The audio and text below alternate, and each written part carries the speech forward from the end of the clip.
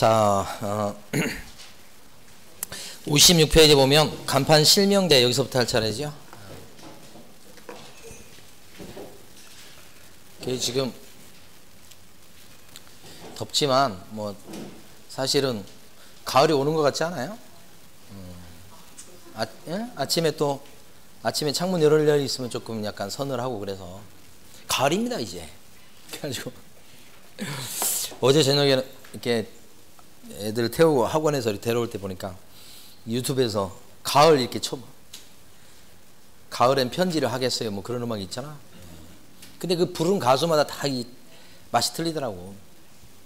어떤 가수는 너무 진짜 슬프게 부르는 가수가 있고, 어떤 가수는 조금 좀 밝은 톤으로 약간 좀 사랑스럽게 부르는 가수가 있고, 누구지 또 그 아침 이슬 부른 사람이 부른 아침 이슬이 아니구나 그러면 김민기. 그 가을 편지, 가을엔 편지를 하겠어요. 그것은 너무 막 사무쳐가지고 막 눈물이 나올 정도로까지 막 이렇게 되는 게 있고, 또 무슨 조동기인가 뭐 누구야? 그 남자 가수 이렇게 옛날 이렇게 빵딱 모자 쓰고 나오는 조동 뭐 있죠? 그분은 약간 좀 밝은 톤에 약간 그렇더라고. 예. 가을입니다. 예. 자, 간판에 이름을 꼭 적으시라. 이렇게. 예. 그 간판은 모든 간판 아니고 거기 보면 4가지 간판. 벽면 이용 간판, 벽에 붙이는 거, 벽에 딱 붙이는 거. 그 다음에 튀어나온 거. 그 다음에 옥상에 올라가 있는 거. 요 3가지 간판에 대해서 이름, 3가지 간판. 그러니까 모든 5개의 광고물 그러시면 안 돼요. 그 다음에 이름을 적으시라 그랬잖아요. 간판 실명제인데 이름 적는 거 가만히 보면 법인일 때는 누구 이름을 적어야 돼? 대표자. 분사무소 간판에다 누구 이름 적으셔야 돼? 책임자. 이렇게. 책임자 이름을 간판에 적으시라. 간판 실명제. 그러니까 적는 방법 보면 간판에 이름 들어가는 방법, 이렇게 들어가는 방법이 하나. 대표 아무개. 또 한 가지 방법은 아예 상호에 집어넣는 방법도 있어. 변호사나 법무사처럼 공인중개사 아무개 사무소. 이래도 되고 이래도 되고. 뭐 요거 위에 있어도 괜찮아요. 어쨌든 간판 속에 이름만 들어가면 된다. 이거 어기면 백과. 그리고 이거 만약 안 적어놨어, 허위로 적어놨어, 그러면 잘못된 간판 철거명령 되잖아.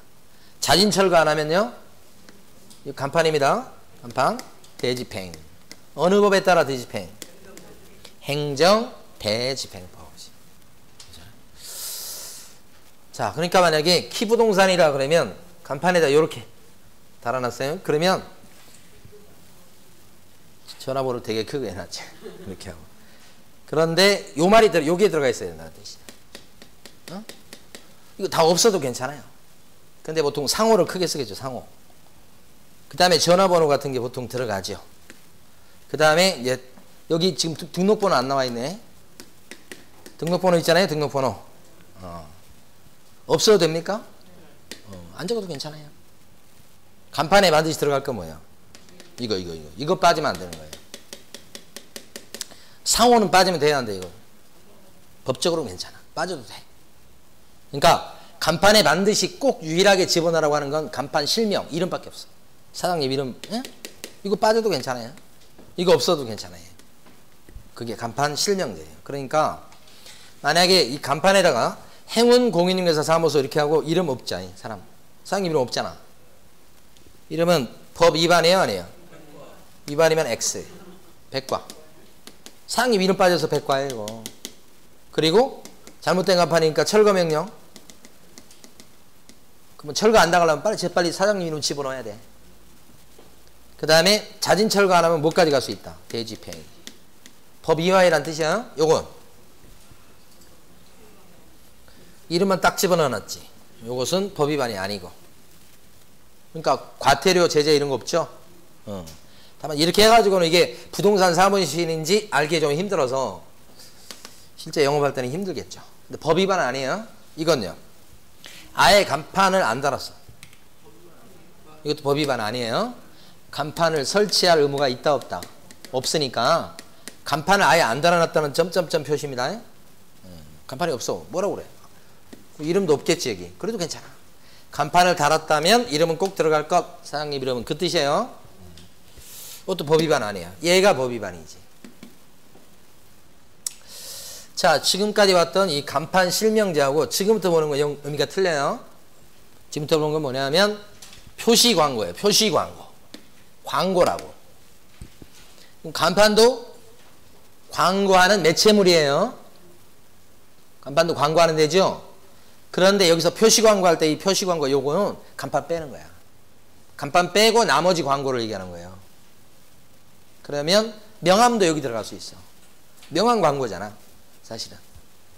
그러니까 간판 빼고 얘기하는 거예요. 그래서 크게 간판에 이름 적으세요. 이거랑 광고할 때, 표시 광고할 때 이거 간판 빼고 나머지 광고 매체물에다가 광고할 때는 이거 들어가야 된다는 거지. 이런 중개 대상물에 대한 표시 광고는 오로지 누구만 할 수 있어요? 개공만. 소공은 이런 표시 광고 할 수 없어. 개공만 할 수 있어. 그래서 여러분 그 내용 중에서 어디 보시냐면 58페이지 보세요. 지금부터 가로 1번에 보면 개업공인중개사만이 의뢰받은 중개상물에 대한 표시 광고할 수 있다. 만자가 들어가도 맞는 거예요. 만자. 그런데 가로 2번 표시 광고와 관련해서 전단지라는 말을 집어넣었어요. 이 말이 원래 없는데 표시 광고할 때 거기에 반드시 들어갈 거 5개. 1개가 아니에요. 5개의 광고물 간판에 반드시 들어갈 건 몇 개? 5개의 광고물 간판에 반드시 들어갈 건 몇 개? 1개. 사장님 이름 1개밖에 없어요. 여기요. 얘가 구별하시라고. 표시 광고. 광고지에는 5개. 그 암개 썼죠? 성명, 이소, 연, 등 이렇게. 성이 뭐예요? 성. 사장님 이름 성명. 이 성명 여기도 성명이요. 공통되죠? 그 다음에 명은 뭐예요? 명칭. 사무소의 명칭입니다. 요거 나머지 4가지는 전부 다 사무실 얘기예요. 사무소의 명칭. 그 다음에 사무소의 뭐예요? 소재지. 그 다음에 연자가 뭐예요? 연락처. 사무실 연락처 전화번호. 그 다음에 등은 뭐예요? 중개사무실에 뭐예요? 등록번호. 요 제일 앞에 건 개업공인중개사의 성명이죠. 조심할 건 소공의 성명은 아니에요. 지금 무슨 뜻이냐면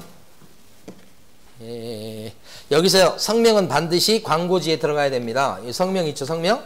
이 누구의 성명을 얘기하는 거예요? 개공. 그러니까 이게 소속 공인중개사의 성명을 반드시 표기해라. 그러면 X. 중개보조원의 성명을 반드시 표기해라. 그러면 그것도 X겠죠? 누구 거? 개공의 성명을 반드시 표기해야 될 의무가 있다. 그러면 광고지에 소공의 성명은 들어가면 돼요, 안 돼요? 광고지에 소공의 이름이 들어가면 돼요, 안 돼요? 들어가도 돼요. 소공의 이름은 광고지에 반드시 들어가야 돼요? 아니야. 광고지에 반드시 들어갈 건 뭐예요? 개공의 성명이야. 근데 소공의 성명은 반드시 들어갈 것은 아니야. 근데 거기다 소공 이름 이런 거 집어넣을 수도 있어. 근데 보조원은요? 거기에다 들어갈 성명도 아닐 뿐더러 보조원의 이름을 꼭 써야 될 의무가 없고 쓸 수도 없고 써서도 안 된다는 거 차이 나지. 뭐하고 똑같은 거냐면 계약서 작성이나 확인설명서 작성해보세요. 계약서나 확인설명서는 누구의 의무야? 개공의 의무야. 근데 소공은요? 의무는 아니지만 써줄 수 있고. 그러니까 소공은 들어갈 수 있다는 얘기예요. 들어가도 법위반 아니라는 뜻이에요. 보조원은요? 계약서 써줘서 써줄 의무도 없고 써줘서도 안 되고 써서도 안 된다는 거지. 보조원이 제일 불이익을 크게 당하는 거지. 그쵸? 예, 그런 식으로. 그러니까 그 똑같은 원리예요, 이게. 아시겠죠? 예. 간발의 차이예요. 소공은 여기 소공의 성명을 이걸 명시라고 그래. 명시. 소공의 성명을 명시해야 된다. OX. X. 근데 명시해야 되는 의무는 없지만 소공의 이름을 갖다가 전단지 표시 광고할 때 집어넣었다. 법위반은 아니고 보조원의 이름을 집어넣어서 위반이야. 보조원은 그 차이점. 그래서 이해하시고 여기 보면 이제 이거 명함 광고인데 들어갈 거 5가지죠. 성명 들어갔죠. 들어갔죠? 명칭. 키 공인인물사 이렇게 들어갔죠? 들어갔어요. 이거 명칭, 성명. 이는 아니고 소재지. 여기 있잖아요. 요 위에 거 주소 있죠? 연. 연락처. 이거 아니구나. 여기 있구나 여기. 핸드폰도 있고. 연락처, 연, 등록번호 제 밑에 있잖아요. 실제 등록번호야. 제가 이메일로 만든 게 아니고. 그래서 4가지가 5가지가 들어가야 돼. 그러니까 광고지에 반드시 들어갈 거. 성명, 이소연 등 이렇게 암기를 하시고요. 교재가 지금 요게 가로 2번에 지금 표시 광고 이렇게 나와 있는 부분을 설명드린 거예요. 그런데 만약에 광고할 때 이거 이제 명함 광고도 마찬가지. 여기에 만약에 요 등록번호가 빠졌어. 그럼 어떻게? 법 위반이죠. 그럼 받는 제재가 뭐예요? 백과 이렇게 되는 거지. 이게 빠지면 백과. 요 간판에 등록번호를 집어내야 될 의무 있어요, 없어요? 등록번호. 중개업소 등록번호. 없지.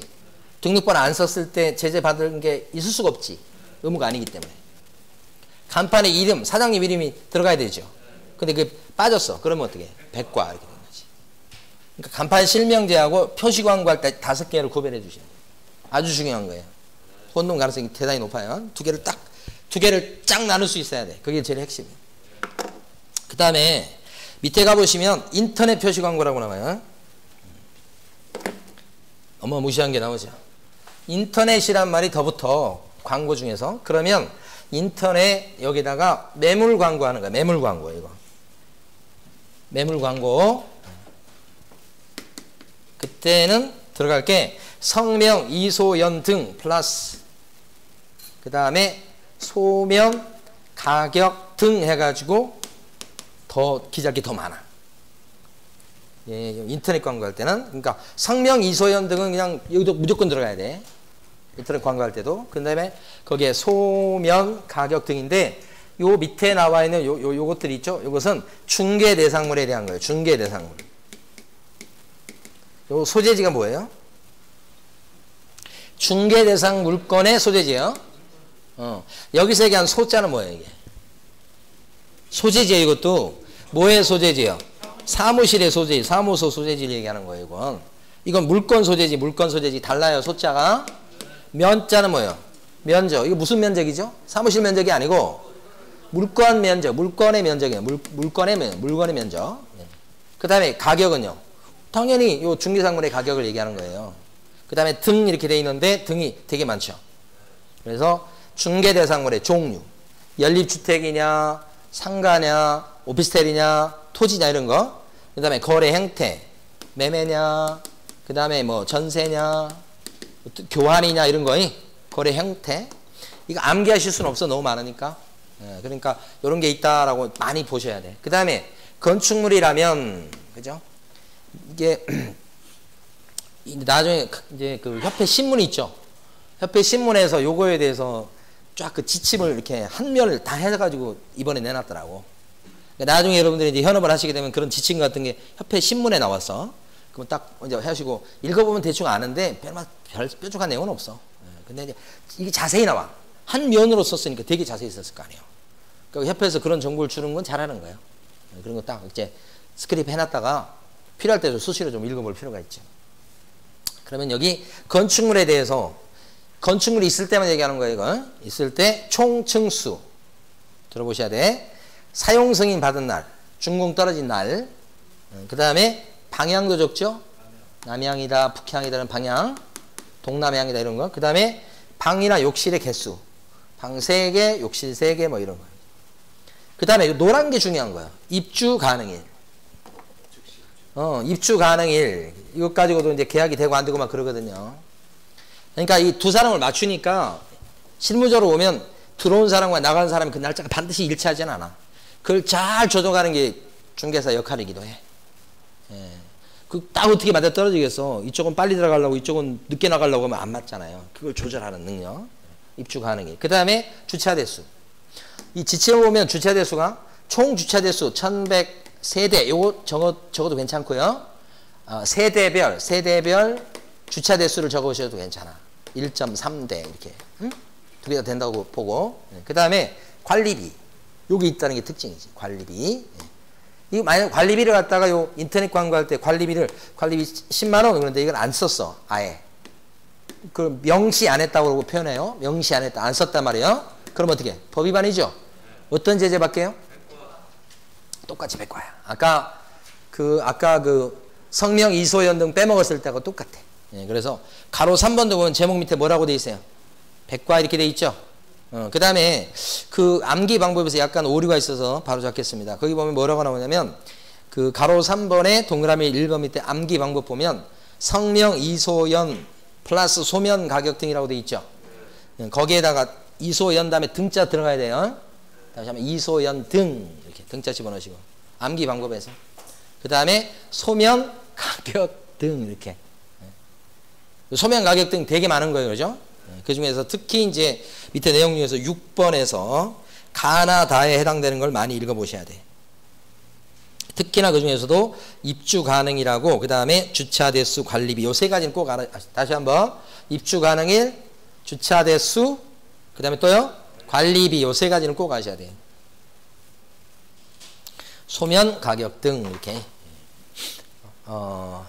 자 됐습니다. 여기까지. 근데 이제 이번 주 일요일인가 언제 하여간 제가 냉면을 좋아하거든요. 그래서 냉면을 이제 해 먹으려고 사왔어.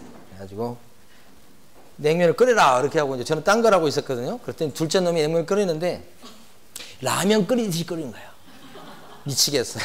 그러니까 우리 펄펄 끓인 뒤에 그걸 딱 그 라면처럼 생각해서 그걸 뭉탱이를 하나 갖고 있다가 싹 집어넣는 거야.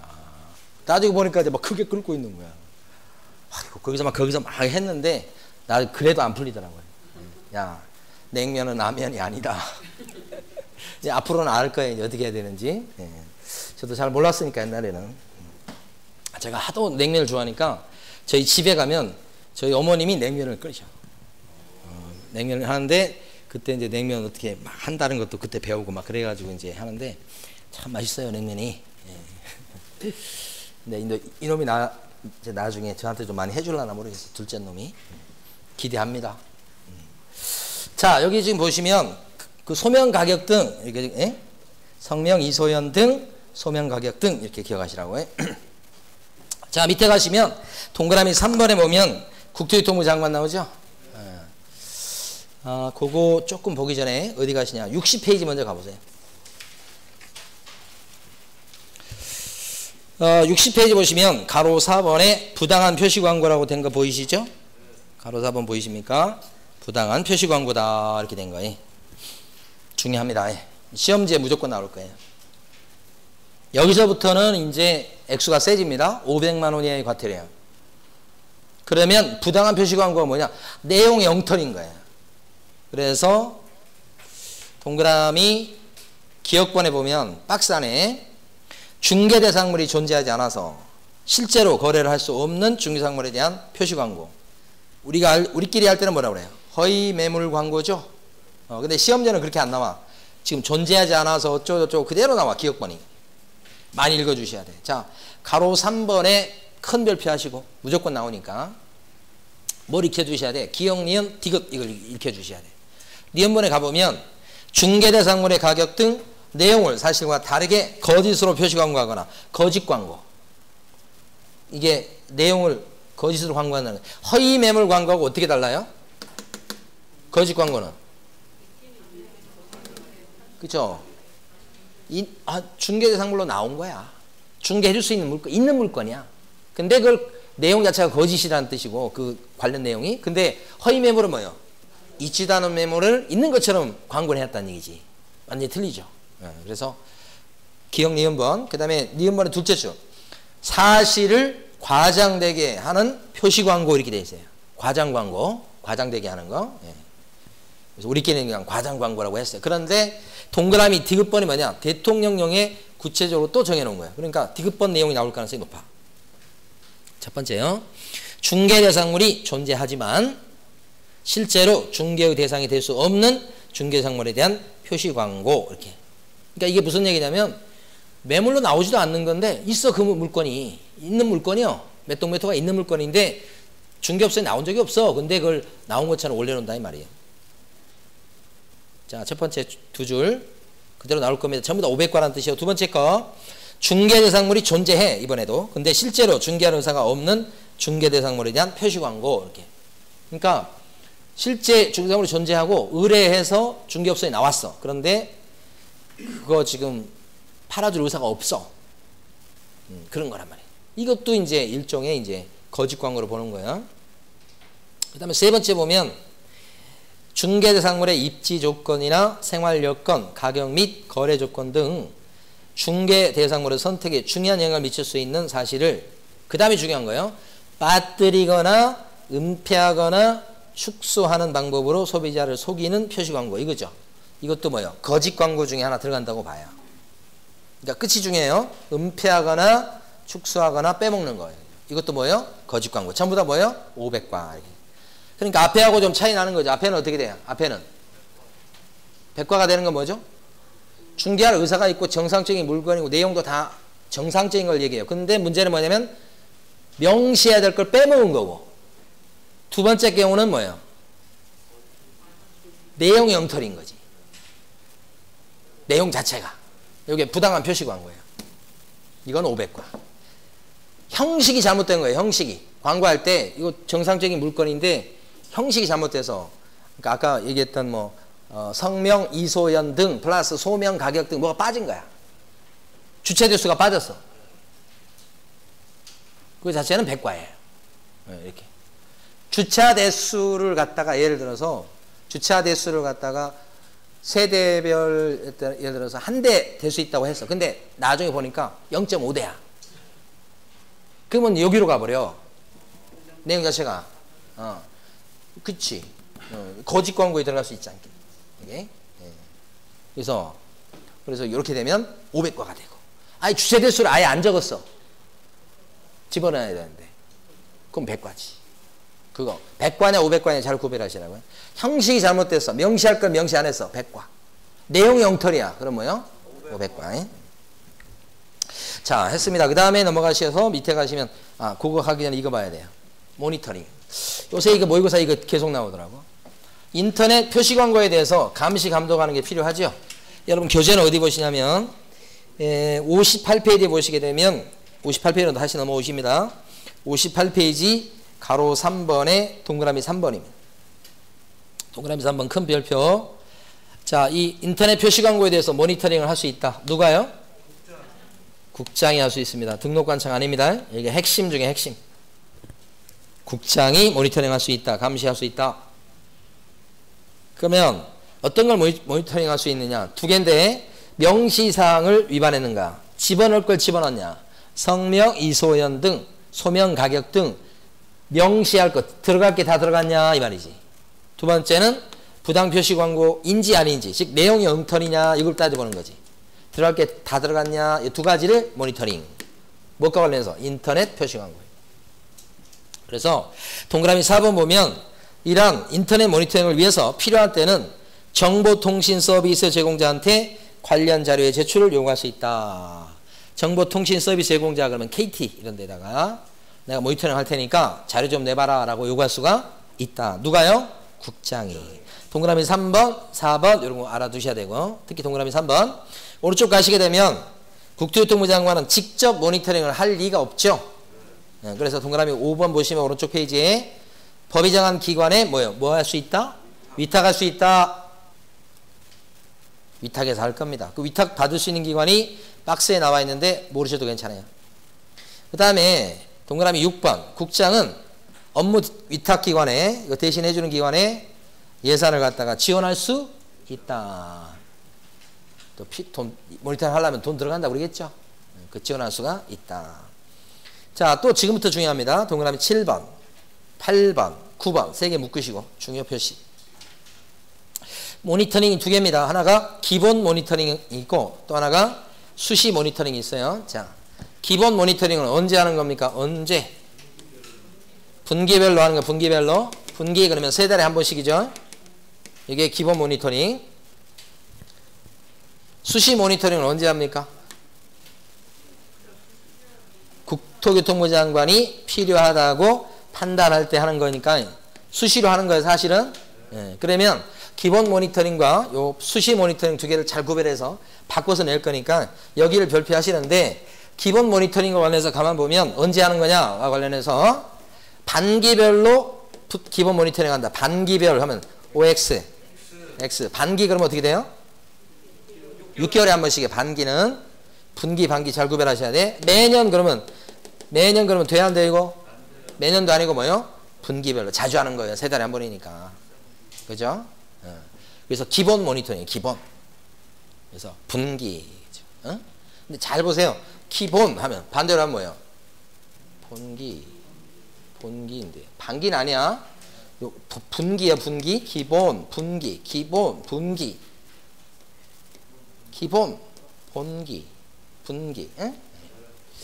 수시 모니터는 수시로 하는 거야, 그냥. 필요한 때. 에? 자, 그 다음에 두 가지가 더 이제 나오는데, 밑에 보시면 계획서 제출하는 게 있어. 계획서. 나 이렇게 모니터링 하랍니다. 계획서 제출하는 게 있어요.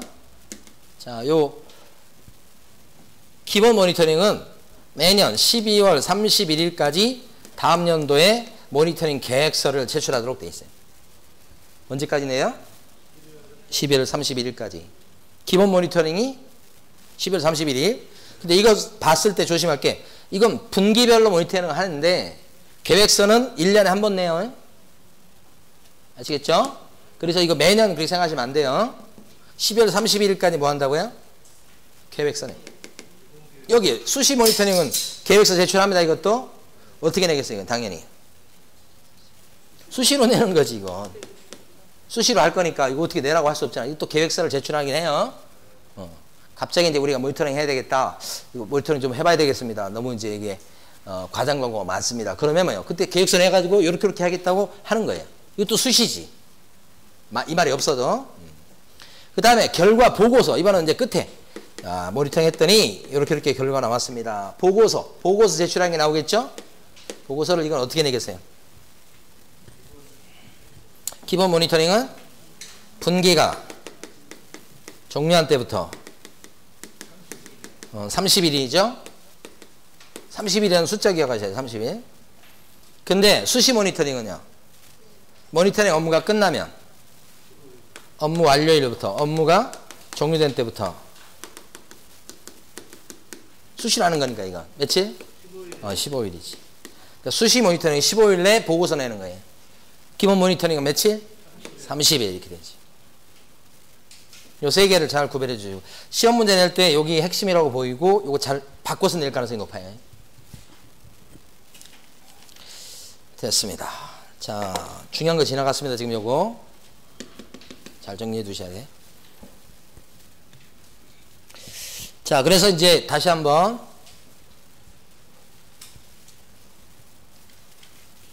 칠판에 보면 정보통신 서비스 제공자, 여기가 이제 KT나 이런 건데, 원래 모니터링 업무는 누가 하는 거죠? 국장이 하는 거지. 여기에 도움을 받아서 하는 겁니다. 좀 보여줘봐 해가지고 하는 건데, 자기가 직접 안 하고 맡기죠, 보통? 위탁하고 예산 지원하고. 그러면 여기서는 어떻게? 실제 여기서 합니다. 그래서 계획서 내고 보고서 내죠. 계획서. 요거 기본 모니터링은 11월 31일까지. 요거 아니요. 수시 모니터링은 수시로 계획서 내는 거고. 자, 보고서는요. 기본 모니터링은 언제까지? 30일 내.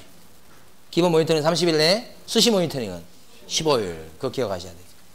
그리고 이제 여기서 모니터링 해가지고 어떤 결과물을 얻으면 여기다 또 알려주죠. 아니, 거기서 지금 요 등록관청 밑에 있는 개공이 뭐 딴짓한 거 아니에요. 잘못한 거죠. 그 관련해서 제재를 내릴 필요가 있겠죠. 조사해봐 또. 그래서 거기에 응분에 영업정지나 이런 거 때려 이렇게 하는 거단 말이에요. 과태료 때리거나, 과태료 때릴 일도 있겠죠. 부당한 표시 광고 어떻게 돼요?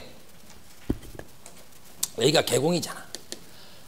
명시 안 한 경우는 어떻게 돼? 명시 안 했다. 이 개공 갑이 백과 이렇게 하겠지.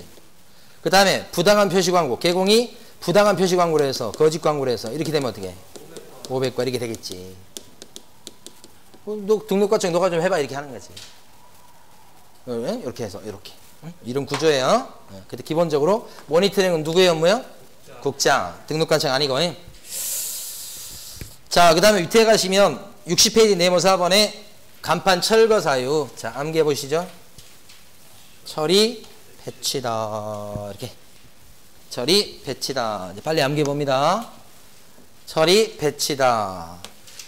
철이 배치다. 철거 사유. 이자가 뭐죠? 이전 신고. 사무소 이전 신고 아까 했었죠? 폐는요? 폐업 신고했을 때도 간판 떼야 됩니다. 취자는요? 강제로 폐업당한 거죠? 등록 취소 당했을 때도 강제 폐업이니까 폐업이고, 이것도 폐업의 일종입니다. 이 세 가지는 뭐예요? 간판을 철거하시라. 이렇게 세 가지 사유. 처리, 배치. 그러니까 휴업 신고했다고 간판 철거할 건 아니죠. 몇 번씩 시험에 나왔다는 거죠. 폐업일 때 철거, 휴업 가지고는 안 되고, 아무리 길게 폐업해도 휴업해도 철거 사유는 아니고, 그 다음에 영업정지 당했다. 업무정지. 그랬을 때 철거 사유입니까? 아닙니까?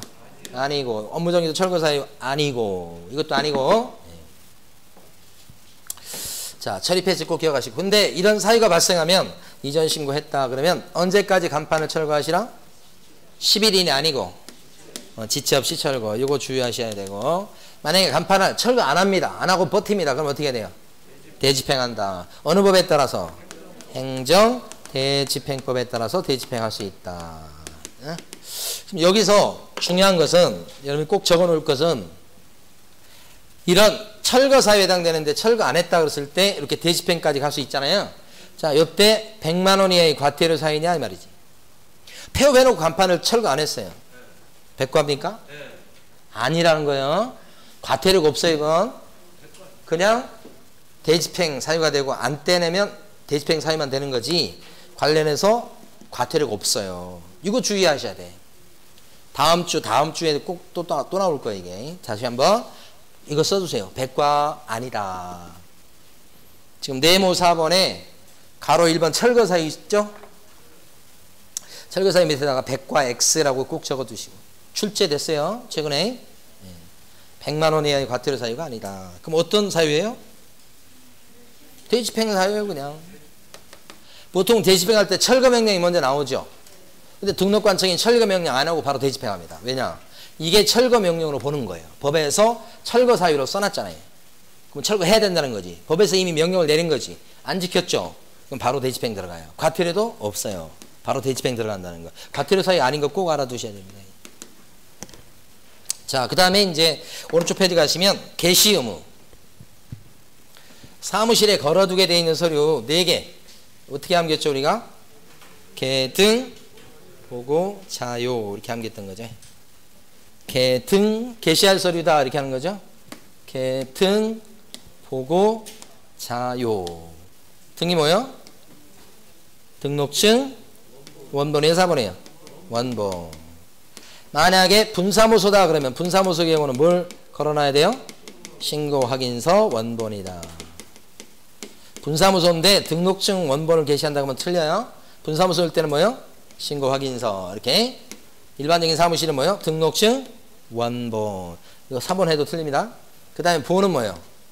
보증 서류. 그 다음에 자는 뭐죠? 자격증. 이것도 뭐예요? 원본. 근데 중요한 것은 여기 자격증은 누구 거? 개공 것도 걸지만 누구 것도? 소공 것도 걸어놔야 되겠다. 소공 것도 게시하십시오. 이렇게 된 거지. 그 다음에 요자는 뭐죠? 요율표. 누구 걸 걸어놔야 되는? 요율표도 걸어놓으시오. 요율 및 한도의 표입니다.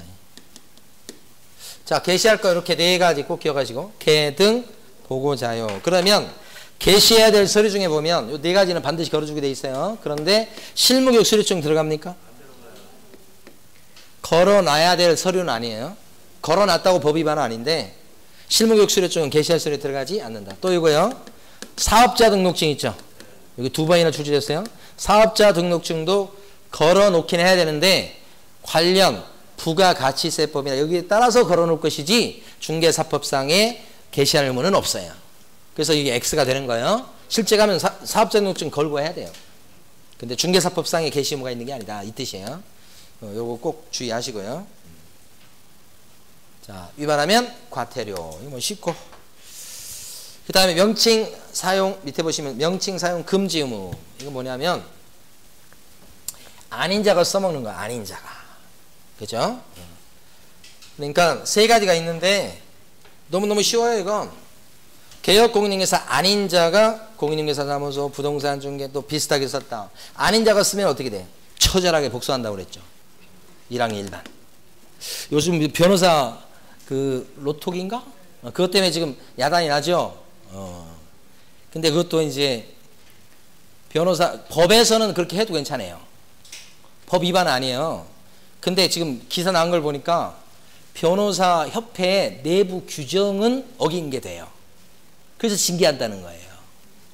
그런데 그 내부 그 규정 자체는 자기들끼리 정해놓은 건데 그게 변호사 일반 변호사들의 직업 선택의 자유, 직업 행사의 자유를 지나치게 제한하면 위헌이 돼요.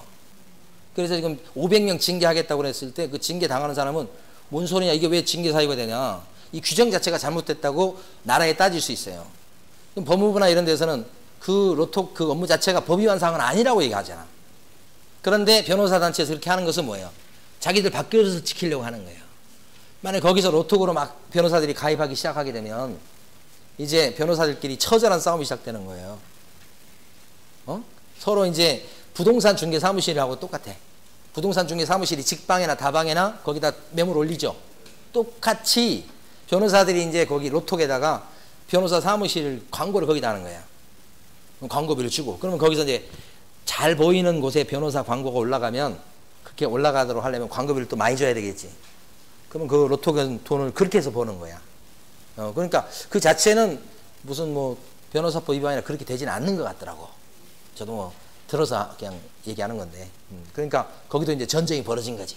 그러니까 예를 들어서 지금 또 딴 얘기가 됩니다만은 중개사 지금 어떤 일이 벌어지면 중개사 직방이나 다방 이런 데서 부동산 사무실 직접 운영하겠다고 지점을 둬서 그것 때문에 지금 현재 중개업 하시는 사장님들이 지금 난리가 났죠. 이게 예상됐던 건데 옛날 직방이 다방 이렇게 들어와가지고 광고 업체로 들어와가지고 이제 어느 정도 플랫폼이 되니까 그때부터는 이제 힘이 세져지잖아. 서로 들어오려고 그러잖아. 그러면 이제 어떻게? 그때부터 갑질이 시작되는 거예요. 세상에 갑질은 없어지지 않아요. 언제나 힘이 센 사람은 갑질하게 돼 있어요. 이렇게 쫙 플랫폼 딱 돼가지고. 로톡도 마찬가지예요. 저것도 이제 나중에 가면 직방이나 다방처럼 거기 가입하는 사람이 많아져 버리게 되면 변호사 협회가 힘이 센 게 아니에요. 이제 막상 영업하게 되는 그 로톡인가 그 만드는 데 있죠. 거기가 이제 갑이 될 거야. 그럼 광고비 올리고 그러면 또 그 광고비 올리고 그러면 일반 또 그 변호사 이용하는 소비자한테 정가가 많이 되겠죠. 어쩔 수 없잖아요. 그러니까 그런 구조로 또 가게 될 가능성이 높아요. 그러니까 아마 나라에서 맡기 힘들 겁니다. 그거. 그렇게 되면 이제 또 이제 변호사들 또 경쟁이 치열해지겠죠. 자, 개업 공인중개사 아닌 사람이 이렇게 쓰면 걸리고 1항 1반입니다. 형사처벌. 그러니까 아닌 자가 쓰게 되면 형사처벌까지 가는. 그 다음에 개공 아닌 사람은 광고 내면 돼야 안 돼요? 소공이 광고 내면 돼야 안 돼요? 오해하시면 안 돼? 소공 광고 내면 안 돼요. 개공이 광고 낼 때 소공 이름 들어가면 그럴 수 있는데 그죠? 소공이 표시 광고를 할 수 있는 것은 아니 소공 이름이 들어갈 수는 있는데 오케이? 구별하시고 아닌 자가 광고 내면 1항 1반 자율성이 없는 사람이 공인중개사나 또는 유사한 명칭을 썼어. 아닌 사람이 그럼 어떻게 돼? 아닌 자가 쓰게 되면 1항 1반 하여가 아닌 자가 쓰게 되면 개공의 밥그릇을 뺏는다고 봐가지고 죽여버린다니까요. 1항 1반이 형사처벌이에요. 모든 법조문이 다 그래요. 변호사 아닌 사람이 뭐 건드리죠. 그러면 이거 볼 때마다 생각나는 게 변호사들도 마찬가지요. 우리 시골에서 개 밥 주잖아. 밥 줄 때 주인을 몰라봐. 그때는 주인이 뭐가 없어. 이빨을 드러내고 막 으르렁거리거든요. 밥그릇에 손대잖아. 더 주려고 그랬어 사실은. 그때 더 주려고 이렇게 더 주려고 했는데 이런 이렇게 하잖아요. 그 개 같은 놈이. 개 밥그릇 뺏으면 큰일 나는 거예요. 그렇듯이 모든 업종이 다 그래. 아닌 자가 하면 아까는 요 전까지는 전부 다 뭐예요? 과태료잖아요. 여기는 뭐예요? 아니야. 이건 1항 1반. 그러니까 여기 명함에도 보면 대표 이렇게 해서 김연아 썼는데 이분이 자격증 없는 사람이야. 근데 중개업소 상호가 있잖아. 그러면 일반인들은 이 사람을 자격증 있다고 생각을 해. 중개업소 상호가 있고 대표라고 쓰면. 실장, 과장, 뭐 대리 이런 거 괜찮은데 대표라고 쓰면 찍증 있다고 보지. 자격증 없는 사람이 이렇게 대표라는 직함을 쓰면 유사명칭에 들어가서 1항 1반이다. 밑에 보시면 가로 3번 보세요. 가로 3번에 동그라미 2번 보시면 공인중개사와 유사한 명칭을 사용한 사례 중에서 첫 번째 판례가 시험에 많이 나왔었고, 무자격자가 자신의 명함에다가 부동산 뉴스 대표라는 명칭을 기재해서 썼다. 이건 이제 1항 1반으로 걸리는 거예요. 두 번째 거, 자격증도 없는 사람인데 공인중개사 아닌 자가 발품 부동산 및 부동산 카페라고 간판을 달아놓은 거예요. 누가? 무자격자가. 그럼 이렇게 되면 이런 부동산 사무실을 운영한다는 건데, 부동산 사무실은 자격증 있는 사람이 운영하는 거죠. 무자격자가 이렇게 달아놓고 하면 자격증 없는 사람이 자격증 있는 것처럼 얘기한 거하고 똑같다고 보는 거예요. 그래서 이렇게 간판을 달아놔도 유사명칭에 들어가서 1학년 1반으로 처벌받는다. 이 얘기죠. 지금 두 번째 판례까지 알아두셔야 되겠어요. 자, 마지막으로 62페이지 가보시면 이제 법인 업무로 갑니다. 법인 업무를 오후 시험에서 4문제인가 5문제가 내놨어요. 여기가 오늘 공부하는 내용이 마지막이에요. 자, 그 다음에 그 전에 요거 잠깐 해보고 가요.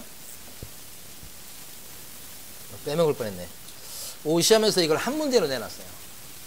한 문제로 내놨는데 잘 보세요. 어려운 거요.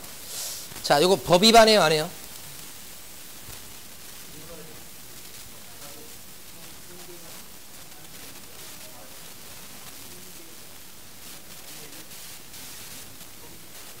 법 위반이죠.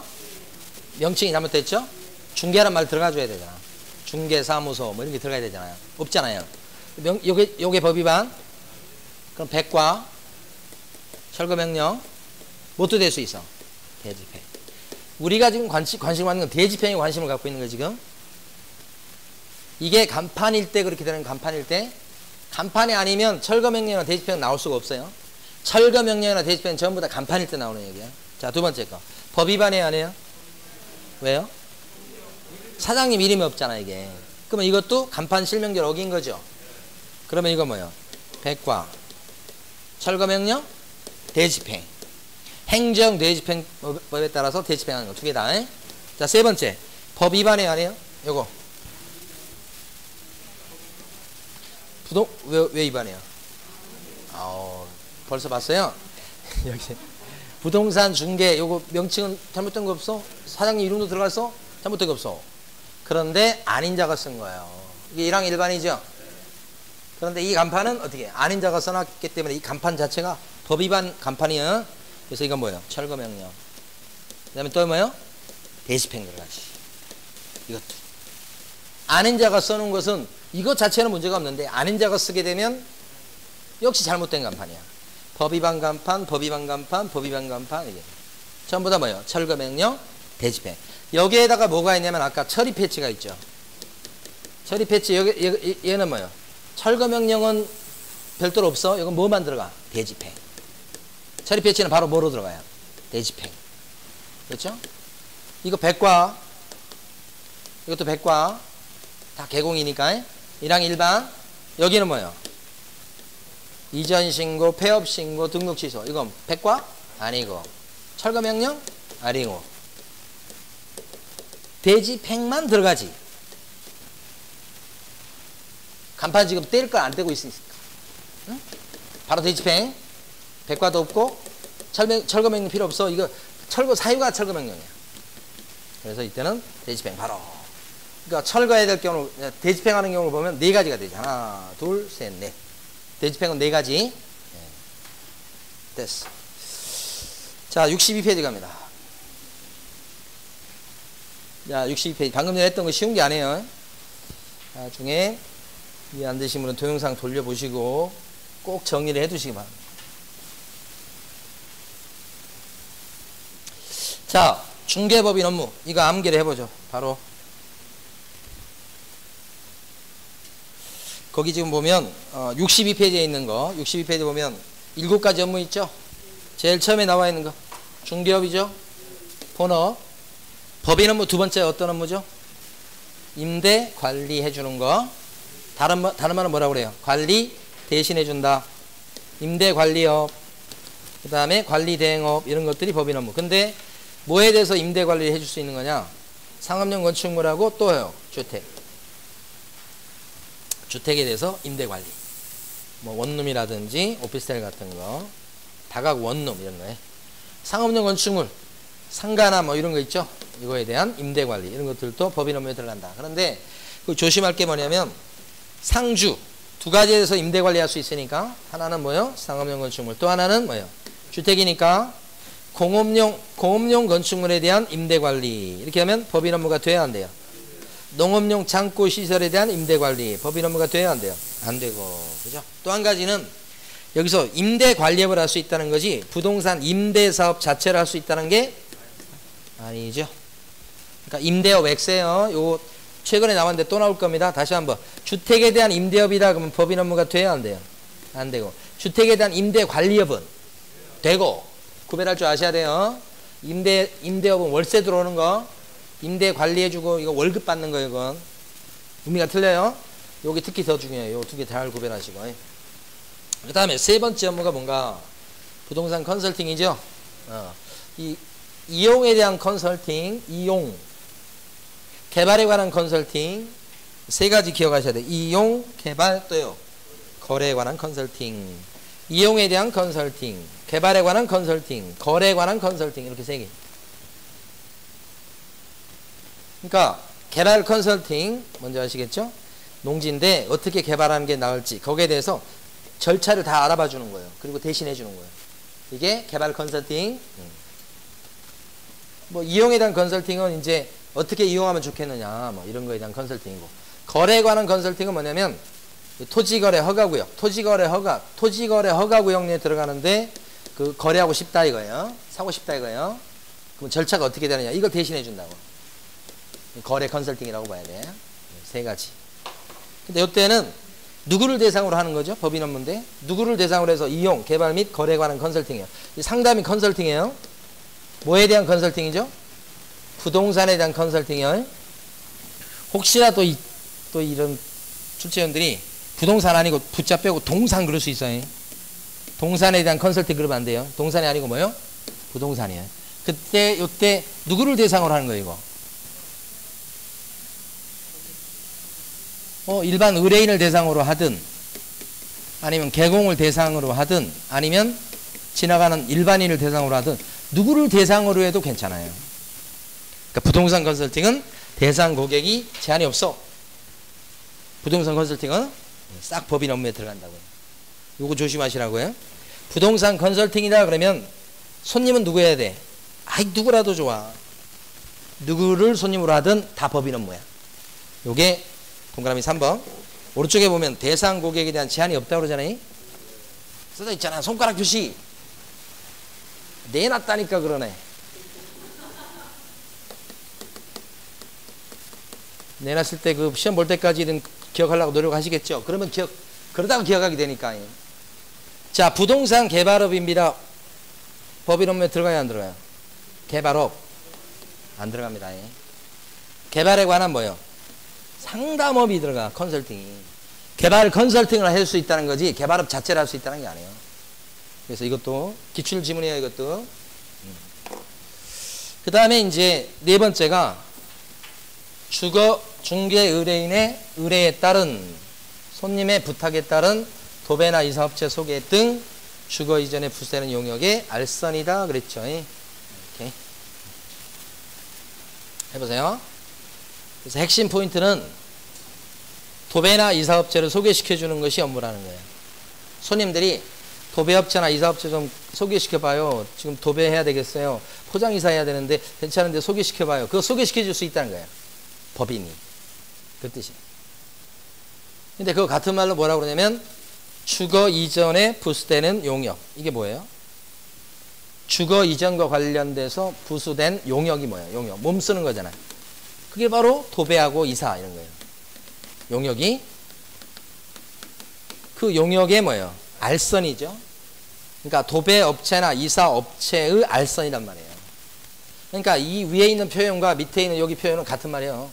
자, 도배나 이사업체 소개시켜주는 게 법인 업무야. 좀 유식한 말로 하면 딱딱한 말로 하면 이렇게 부르는 거예요. 주거 이전에 부수되는 용역의 알선이다 이렇게 하는 거지. 같은 말 같은 말. 이건 쉬운 말, 어려운 말. 그러면 이걸로 낼 때도 있고 이걸로 낼 때가 있어. 주거 이전에 부수되는 용역의 알선 그럼 법인 업무가 돼요. 그 다음에 도배나 이사업체 소개 이렇게 해도 법인 업무가 돼요. 같은 말. 그런데 핵심 뭐냐 지금부터 도배업이나 이사업 자체를 할 수 있다는 게 아니죠. 도배업, 포장이사업, 인테리어 그 자체를 할 수 있다는 게 아니에요. 소개업을 할 수 있다. 다시 또 주거 이전에 부수되는 용역의 알선이죠. 소개. 용역의 제공 그러면 법인 업무가 돼야 안 돼요? 안 됩니다. 용역의 제공이 이거예요. 이거. 그러니까 용역의 알선과 용역의 제공은 의미가 틀려요. 조심하셔야 돼. X. 그래서 동그라미 4번 오른쪽에 보면 그거 써놨어요. XX라고 써. 여기에 나온 XX라고 써놓은 것만 시험에 나와요. 다른 거 시험에 안 나오니까. 그러면 이제 복습. 여기 지금 6개가 있잖아요. 첫 번째. 법인 업무가 돼요? 안 돼요? 이거 첫 번째. 자, 두 번째 것은? 안 돼요. 세 번째 것은? 이거 안 했으니까 또 모르시네. X. 용역업은 이사업하고 똑같은 말이에요. 용역이 뭐야? 용역. 몸 쓰는 거. 이사. 그 다음에 또 뭐야? 도배. 도배업 자체를 얘기하는 거예요. 아니지. 이것도 아니에요. 도배업체, 이사업체, 도배업체 소개업. 이건 또 도배업은 얘가 얘라고 해요 지금. 이사업도 안 되는 것이 이렇게. 구매를 잘 하셔야 되고 그 다음에 5번 개업 공인인계사를 대상으로 한 중개업의 경영기법 및 경영정보 제공이라고 되어 있죠. 경영기법 및 경영정보의 제공. 누구를 대상으로 한? 개공을 대상으로 한 이렇게 돼 있잖아요. 개공을 대상으로 한 이렇게. 이 안에 지금 뭐가 들어가야 돼 이게? 부동산 사장님을 대상으로 해야 돼요. 공인중개사를 대상으로 한 경영정보 제공 그러면 법인 업무가 안 돼요. 누구를 대상으로 해야 돼? 개공. 자, 공인중개사인 개공을 대상으로 한 경영정보 제공 그러면 공인중개사인 개공을 대상으로 한 경영정보 제공 그러면요. 이 경영정보 제공이 경영 컨설팅이에요. 중개업소 어떻게 운영할지. 공인중개사인 개공을 대상으로 한 그러면 법인 업무 돼야 안 돼요? 되고요. 공인중개사인 개공도 개공이 들어가잖아요. 종류가 3종류 있잖아요. 자, 기출문에 나왔듯이 법인인 개업 공인중개사를 대상으로 한 경영정보 제공 그렇게 하면 경영기법 제공 이렇게 하면 법인 업무가 요것도 되지. 요 개공의 종류가 3종류가 있잖아요. 그러니까 콕 집어서 공인중개사인 그러니까 개공이라고 안 나오고 공인중개사인 개공, 법인 개공 우리 다 개공이에요. 이거 속으시면 안 돼요. 아까 명칭을 쓸 때 법인인 개업 공인중개사 같은 경우에 공인중개사 사무소 또는 부동산 중개라는 명칭을 써야 된다 라고 하면 오해의 X예요. 법인인 개업 공인중개사는 공인중개사 사무소 또는 부동산 중개라는 명칭을 써야 된다 그러면 오해의 X예요. 오지. 아, 개업 공인중개사는 해도 법인인 개업 공인중개사는 그래도 같은 말이지 그건 여기서는. 공인중개사인 개공은 해도 마찬가지지. 근데 콕 집어서 부칙 개공은 하면서 공인중개사 사무소 또는 부동산 중개를 써야 된다. 명칭을 써야 된다. 그러면 그때는 X지. 이제 부칙 개공은 쓸 수 있는 방법이 하나밖에 없으니까 부동산 중개에 그런 같은 맥락이요. 그러니까 이렇게 나왔을 때 X인데 이렇게 나왔을 때 이것도 X라고 하면 안 돼. 공인중개사 개공이 있잖아. 뭐 X지. 개공의 종류가 3종류가 있는데. 그러면 심지어 부칙 개공을 대상으로 해가지고 경영정보 제공이다 그러면 OX. O라고 봐야 돼 이것도. 그런데 이럴 일이 없겠지. 부칙 개공이 더 노련해요. 예? 공인중개사를 대상으로 그러면 안 되지. 그거 잘 봐주시고. 그 다음에 6번째가 이제 분양대행이에요. 분양대행. 분양을 대신해 주는 거. 그 분양대행은 뭐에 대해서 분양대행할 수 있겠다? 상주대행이다. 상업용 건축물하고 뭐예요? 주택에 대한 분양대행이 법인 업무다. 상주대행이다. 상주대행이다. 이렇게. 그러니까 만약에 토지에 대한 분양대행 그럼 법인 업무가 아니고 공업용 건축물에 대한 분양대행 그럼 공업용 건축물이래. 공업용 건축물. 분양대행은 법인 업무에 들어가지 않고 공업용 건축물에 대한 분양대행 이것도 아니고 토지에 대한 분양대행 이것도 아니고 그쵸? 아니야. 이렇게 상주대행. 그러니까 요 토지에 대한 것은 여기 두 가지 안 들어가니까 그래서 이게 시험에 이렇게 나왔었지. 주택용지에 대한 분양대행이다. 주택용지에 대한 분양대행은 법인 업무다 아니다. 주택용지라고 좀 써주세요. 동그라미 6번 왼쪽에다가 주택용지 분양대행 X 이렇게 토지를 의미해요. 자, 주택용지에 대한 분양대행은 법인 업무에 해당되지 않는다. 주택용지는 땅 얘기하는 거예요. 주택을 얘기하는 게 아니고 주택을 지을 수 있는 땅 얘기하는 거니까 이거 X 이렇게 된 거예요. 여기 최근 시험에 나왔었죠. 주택용지 X. 자, 제일 마지막 거 이제 경공매 물건에 대한 알선과 대리 이렇게 돼 있어요. 이걸 줄여서 우리끼리는 뭐예요? 경공매 뭐라고 봐요? 컨설팅. 경공매 뭐예요? 컨설팅이다. 법원 경매에 나온 물건요. 그 다음에 자산관리공사 공매에 나온 물건요. 자산관리공사 공매, 경매, 공매 이런 식으로. 근데 알선은 뭐죠? 알선? 뭐 소개만 시키는 거 이건 소극적으로. 대리는 뭐죠? 입찰 대리 또는 매수신청 대리 이것은 대신 받아주는 거죠. 적극적으로 받아주는 거. 알선은 소개만 시켜주는 거. 그래서 업무가 사실 네 가지죠. 경매 물건인데 소개만 시켜줘. 소극적으로. 하나.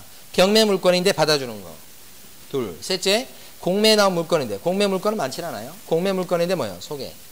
공매 물건인데 받아주는 거. 그래서 업무가 4개예요. 이걸 줄여서 경공매 뭐예요? 컨설팅. 법인이 이거 할 수 있다고 얘기하잖아요. 근데 여기서 알아두실 거 두 가지죠. 첫 번째는 동그라미 7번에 오른쪽 가로 A번에 있는 걸 부칙에 나와 있는 개업 공인중개사는 지금 나와 있는 경공매 컨설팅을 할 수나 있나요? 일체 못합니다. 여러분이 자격증을 따서 중개업소를 오픈했을 때 여러분들은 이거 경공매 컨설팅 할 수 있나요? 이거? 할 수 있어요 여러분들은? 우리 중개법인은요 당연히 할 수 있고 똑같이 할 수 있어요. 우리가 이 업무를 보고 있죠 지금. 그런데 공인중개사인 개공 여러분도 할 수 있는 업무에 이게 여기가 안 되는 거지. 그죠? 그 다음에 또 하나 더. 가로 B번에 있는 건데 요 중에서 노란 거 있잖아. 노랗게 칠한 거. 경매에 나온 물건인데 어떻게 해주는 거예요? 대신 낙찰 받아주는 거 있죠? 이것은 그냥 못해. 등록 한 번 더 해야 돼. 이 등록을 어디에 하는 거죠?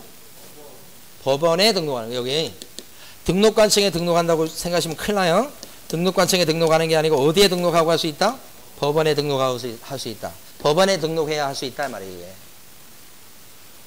네? 그러면 다시 이제 확인. 경매에 나온 물건인데 알선행위를 합니다. 자, 위에 다 나왔어요. 경매에 나온 물건인데 알선행위를 할 때는 법원에 등록해야 될 의무가 있을까요? 없을까요? 경매 알선 정도 할 때는 법원에 등록 안 하고 그냥 개공인 상태에서 바로 해버릴 수 있어요. 자, 공매 물건에 대해서 알선행위를 합니다. 법원에 등록해야 됩니까? 아니요. 공매 물건에 대해서 입찰 대리합니다. 법원에 등록하고 해야 됩니까? 그것도 안 해야 됩니다. 유일하게 경매, 그러니까 법원에 등록해야만 할 수 있는 유일한 게 뭐예요? 법원에 등록하는 게 필요한 유일한 것은 경매 물건인데 뭐 해주는 거? 대신 받아주는 거. 그죠? 그래서 가로 B번이 지금 그거 얘기하는 거예요. 가로 B번 큰 별표. 가로 B번 경매 대리하고자 했을 때는 대법원 규칙이 정하는 요건을 갖춰서 어디에 등록해야 되겠다?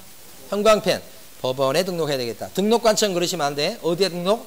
법원에 등록한다. 법원에 형광펜 이렇게. 그래서 오른쪽 페이지 가보시면 이제 다 했어요.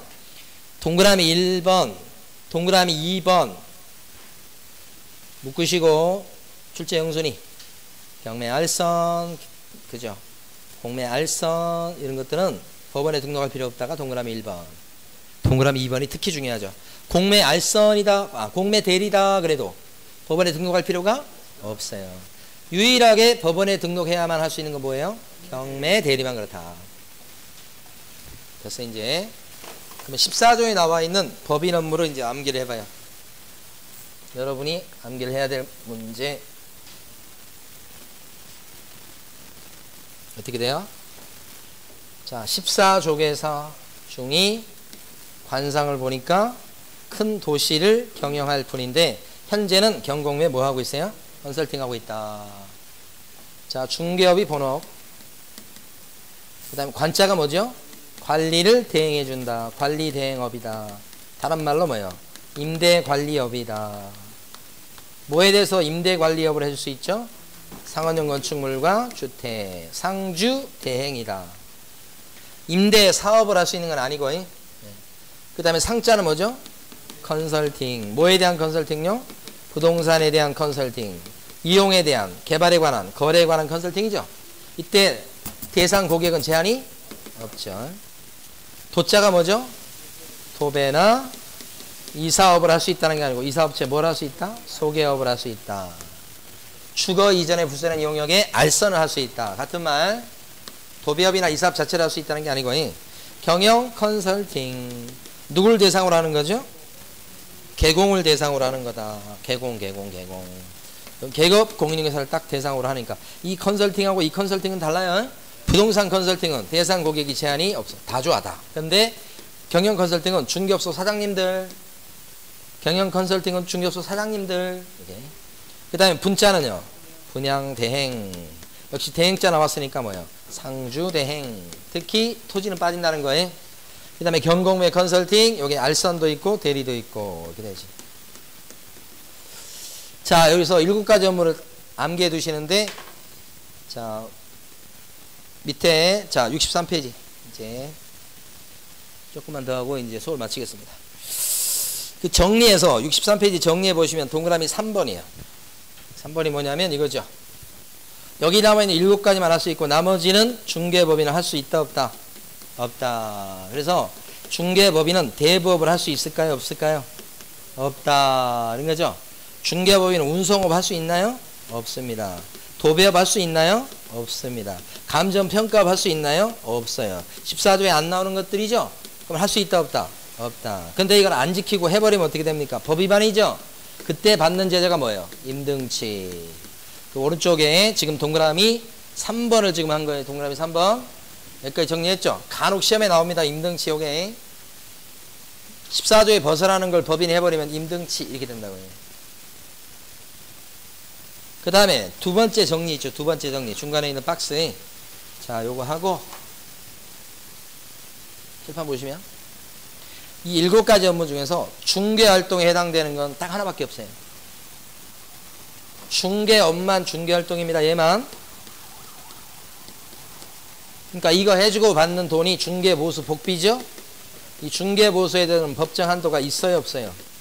있어요. 그래서 많이 받으면 뭐예요? 금쟁이로 걸리죠. 이게 뭐냐면 중개업만 중개활동이 되는 거예요. 그러면 자, 심각한 것들. 나머지 요 밑에 6가지 업무는 어때요? 중개요, 아니에요? 중개가 아닙니다. 첫 시간에 많이 했던 거예요. 지난주에. 중개가 아니기 때문에 컨설팅을 해주고 2천만 원을 챙겼습니다. 그럼 복비예요, 아니에요? 중개보수예요, 아니에요? 아니어서. 그죠? 분양 대행을 해주고 한 채당 2천씩 챙겨가지고 막 수억을 벌었어요. 자, 그러면 중개보수예요, 아니에요? 분양 대행료는? 아닙니다. 그래서 법정 한도가 있다, 없다? 법정 한도가 없어. 그래서 많이 받아도 금지행위로 걸리지 않는다. 그러니까 금지행위에서 출제가 된다니까 이게. 분양 대행료로 수억을 챙겼어. 그래도 걸리지 않는다 이 얘기지.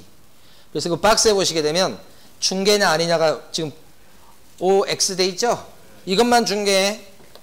나머지는 일체 관리 대행, 컨설팅, 도배나 이사업체 소개 전부 다 중개 아닙니다. 이것도 중개 아니라고 했어요. 그런데 그러다 보니까 법정 한도가 정해져 있는 것은 원칙적으로 뭐예요? 중개업에 대해서만 법정 한도가 정해졌죠? 나머지는 법정 한도가 없는데 유일하게 나머지 중에서 법정 한도가 정해진 게 하나 있죠? 그게 뭐예요? 경공매 컨설팅. 이건 어디에서 법정 한도를 정해놨습니까? 지지난주에 공부했는데 대법원 예규. 예규에서 정한 이상을 받으면 안 돼 이런 거 있었잖아. 감정가의 1%, 최저가의 1.5% 이하 범위 안에서 받는다는 거 있었죠. 그러니까 사실은 요 7가지 업무 중에서 법에서 좀 타치를 하면서 규제하는 건 2개밖에 없다는 거예요. 얘하고 뭐하고? 얘하고 2개. 근데 얘는 중개활동이 아니죠. 근데 이거 많이 할 가능성이 있으니까 보수를 규제하는 거예요. 2개. 이것도 많이 하게 되면 이제 규제할 겁니다, 앞으로. 근데 많이 하는 건 아니기 때문에 그냥 지나가는 겁니다. 자, 그 다음에 밑에 보시면 가로 2번. 개인 나왔죠, 개인.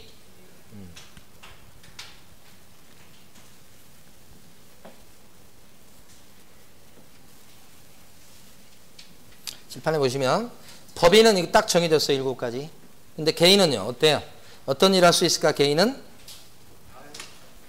중개업을 하면서 딴 일은 원칙으로 할 수 있어요. 뭐 빼고? 못한다고 써져 있는 거 빼고 다 할 수 있어요. 그러니까 여러분 입장에서 업무의 폭이 더 넓어요. 그러니까 중개업소 운영하면서 표구점을 같이 한다. 하지 말란 법이 없잖아. 그럼 할 수 있는 거예요. 하지 말란 법이 없으면 할 수 있는 거예요. 오픈, 개방형이에요. 개방형. 여러분들은 오픈. 법인은 딱 제한돼 있죠. 요것만. 응? 이것도 오시험 낸 거예요. 법인은 제한이 돼 있어. 겸업 제한. 어기면 임등치. 여기는 오픈, 개방형이라고. 하지 말라고 된 거 빼고 다 할 수 있어. 완전히 틀리지, 입장이. 예. 담배 판매업 할 수 있어요? 할 수 있어.